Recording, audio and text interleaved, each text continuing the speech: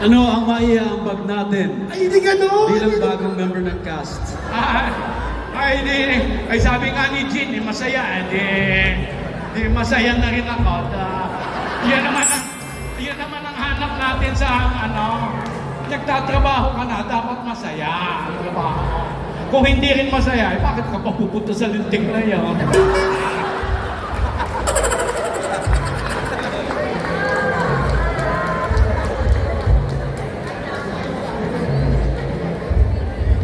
Ako siguro, ako muna. Well, actually parang reunion natin to Ruru, no, from Encantadia. And of course, Chick, I really miss you. So, yung pinagsaluhan natin dati. So, sobrang excited ako na makasama ko ulit sila. And syempre, nasa script yan eh. So, somehow, yung position ng character ko ay manggugulo sa buhay ni Ruru. Exciting yon, no? Bilang isang aktor, masaya kami na bawat bagong proyekto ay mag-experiment kami ng bagong character. Although, kaya ka naman kinakast sa isang project usually because of your last performance. So usually, pinepeg ka nila dun sa dati mong ginawa. And that is a challenge for us actors, no? Kasi gusto mong gumawa ng bago. So, ang iaambag ko ay makikita niyo siguro na somehow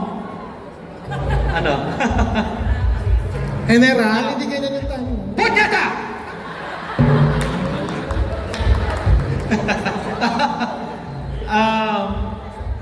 Gusto kong lumikha ng ibang klaseng karakter na although may hinihiling ang manunulat at ang aming director ng mga ilang parang actuations na nakita na nila noon, gusto kong haluan ng bago. So, ang pagka-demonyo dito ng character ko is mas doon pa sa ginagawa ko kaysa dun sa itsura ko.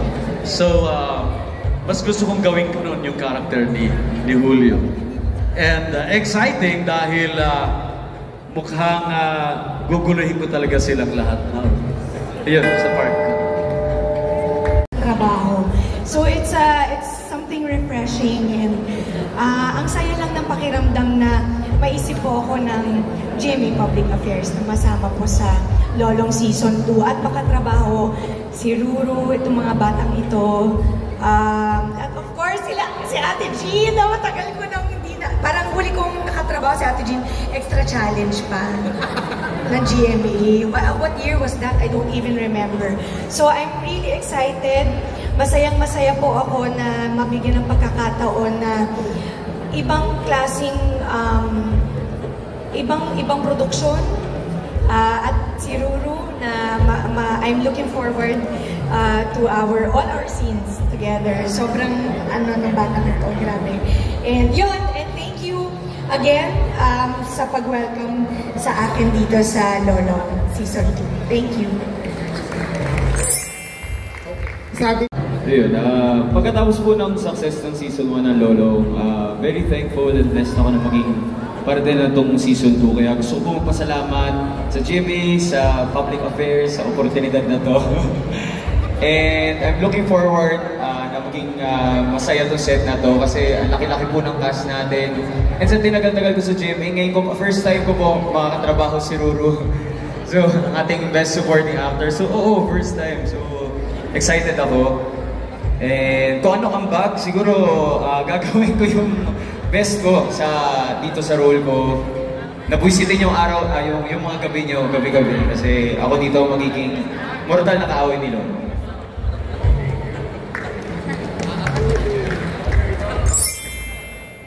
Well, it's a growing family. So, isa na ibig sabihin nun. Season 1 was a success. And nandito kami. And ang roles namin dito may kanya-kanyang ibig sabihin at kanya-kanyang purpose sa story na ito.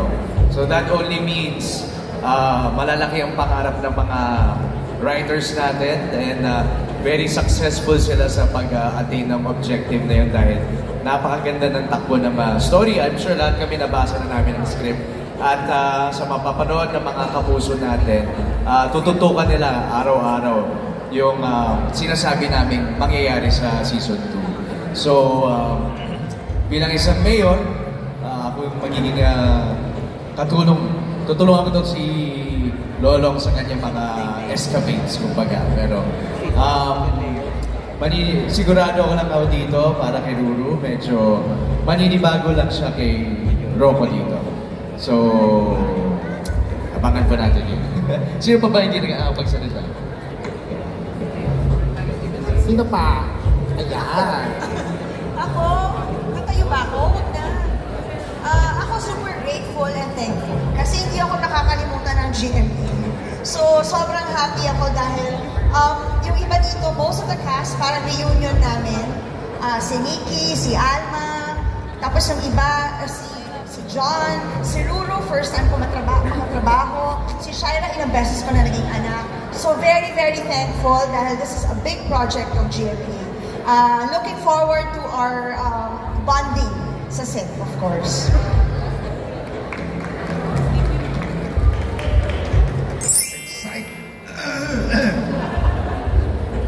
Excited ako kasi daming action!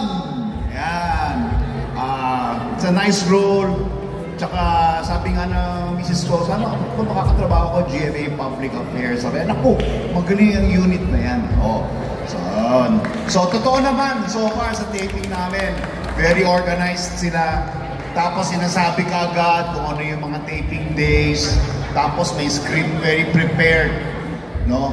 And so I'm excited and I always look forward to taping all the time. Lagi akong gusto kong mag-taping na ng mag-taping. Yan.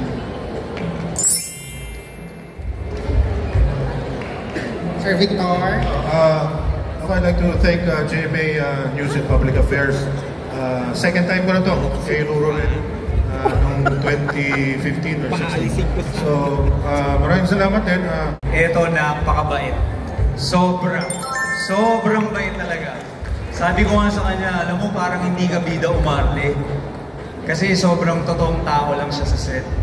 Tapos yung set namin, sobrang saya. Sabi nga ni Miss Jean Garcia, sobrang masayang mag-taping dito sa GMA. Napaka-gaan. Sa kami mga El Capitan, mga directors, maraming salamat po sa pagbibigay ng buhay sa mga storyang ginawa ng ating mga scriptwriters. Sila po ang gumagawa ng storya at kayo naman po yung sa visuals. Tayo daw po ako.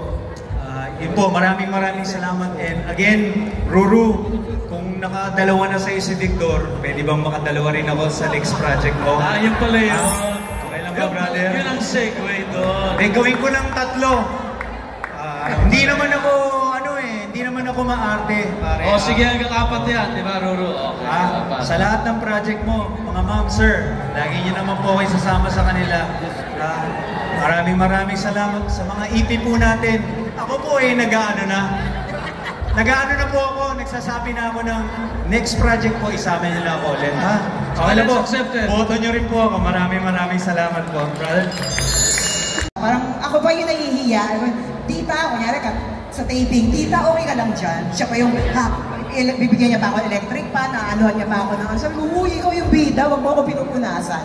May ganun sila. And Ruru, kahit una nakita kita after so many years na nagkasama tayo, hindi ka nagbabago, sinabi ko yun. Nag-post pa nga ako. And,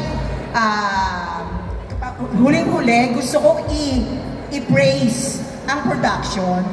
Napapag-usapan namin to sa tent, nasabi namin, napaka-diligent, napaka-sisipag, napaka-courteous, magagalang po. Lalo yung mga PA, yung EPs and all, even yung mga SO, napaka-sisipag. May mga pagkakataong antok na sila, pupunta, sasamahan pa kami sa van para sabihin, good night po, mag-ingat po kayo. And yung worries nila kapag delikado yung mga eksena na may takbuhan, okay lang po ba kayo makakalakad ba? May nasaktan po ba ganon? So, maraming salamat sa mag-aalaga nyo sa amin. And of course, sa dalawa naming directors, si Direk Romel at saka si Direk King, thank you po kasi hindi po namin naramdamang matakot kami sa set. Yung naku, masisigawan tayo. Naku, mapapagalitan ako. Nung masasabihan ako maraming salamat po kasi yung acceptance na yan naramdaman ko po sa set ng Lolo. Thank